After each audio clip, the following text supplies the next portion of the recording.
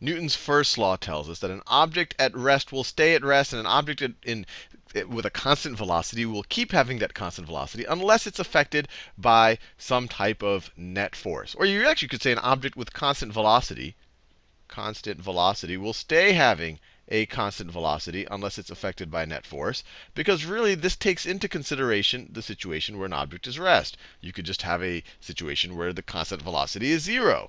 So Newton's first law, you're going to have your constant velocity. It could be 0. It's going to stay being that constant velocity unless it's affected, unless there's some net force that acts on it. So that leads to the natural question. How does a net force affect the constant velocity, or how does it affect the state of an object? And that's what Newton's second law gives us. So Newton's second law of motion. Second law of motion. And this one is maybe the most famous. They're all kind of famous. Actually, I won't pick favorites here. But this one gives us the famous formula: force is equal to mass times acceleration. And acceleration is a vector quantity, and force is a vector quantity. And what it tells us, because we're saying, OK, if you apply force, it might change that constant velocity. But how does it change that constant velocity? Well, say I have a brick right here, and it is floating in space. Newton's second law tells us, and it's pretty nice for us that the laws of the universe, or at least in the classical sense before Einstein showed up, the laws in the universe actually dealt with pretty simple mathematics.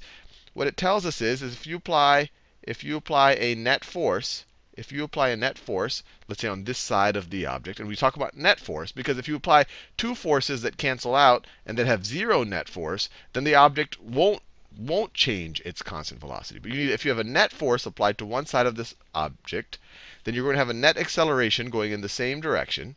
So you're going to have a net acceleration going in that same direction. And what Newton's second law of motion tells us is that acceleration is proportional to the force applied, or the force applied is proportional to that acceleration. And the constant of proportionality, or to figure out what you have to multiply the acceleration by to get the force, or what you have to divide the force by to get the acceleration, is called mass. That is an object's mass. That is an object's mass. And I'll make a whole video on this. You should not confuse mass with weight. And I'll make a whole video on the difference between mass and weight. Mass is a measure of how much stuff there is. Now that we'll see in the future, there are other things that we don't normally consider stuff that does start to have mass. But for our classical, or at least a first-year physics course, you could really just imagine how much stuff there is. Weight, as we'll see in a future video, is how much that stuff is being pulled down by the force of gravity. So weight is a force. Mass is telling you how much stuff there is.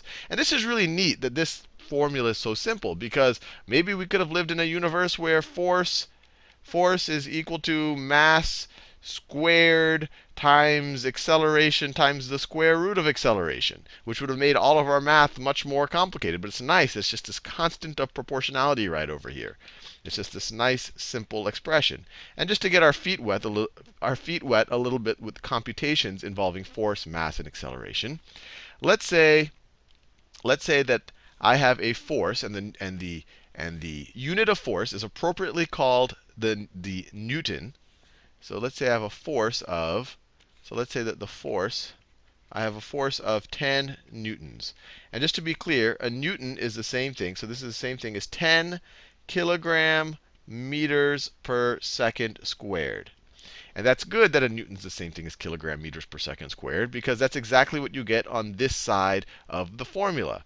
So let's say I have a force of 10 newtons, and it is acting on a mass. Let's say that the mass is 2 kilograms, and I want to know the acceleration. And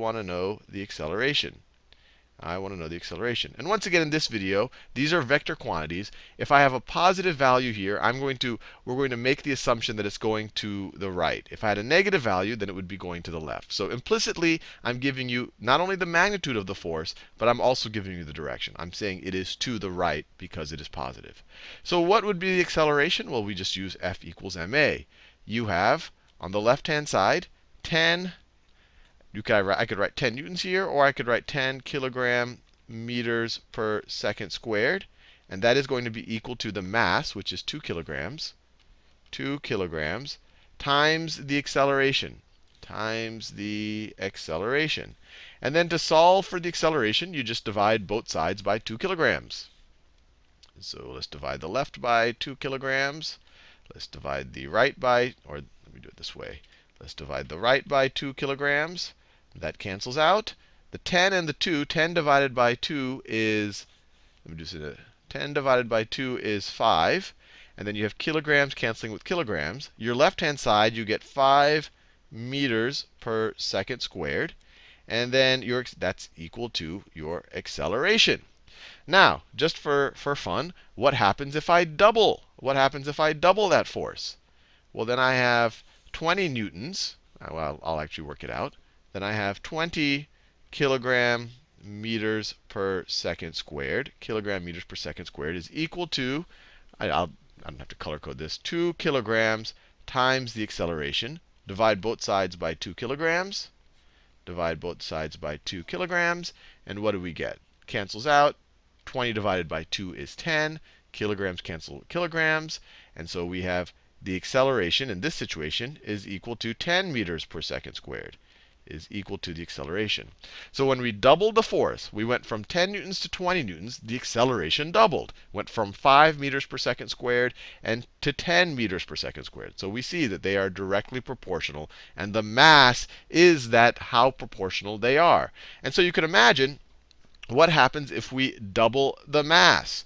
If we double the mass in, let's say, in this situation with 20 newtons, then we won't be dividing by 2 kilograms anymore. We'll be dividing by 4 kilograms. And so then we'll have 20 divided by 4, which would be 5, and would be meters per second squared.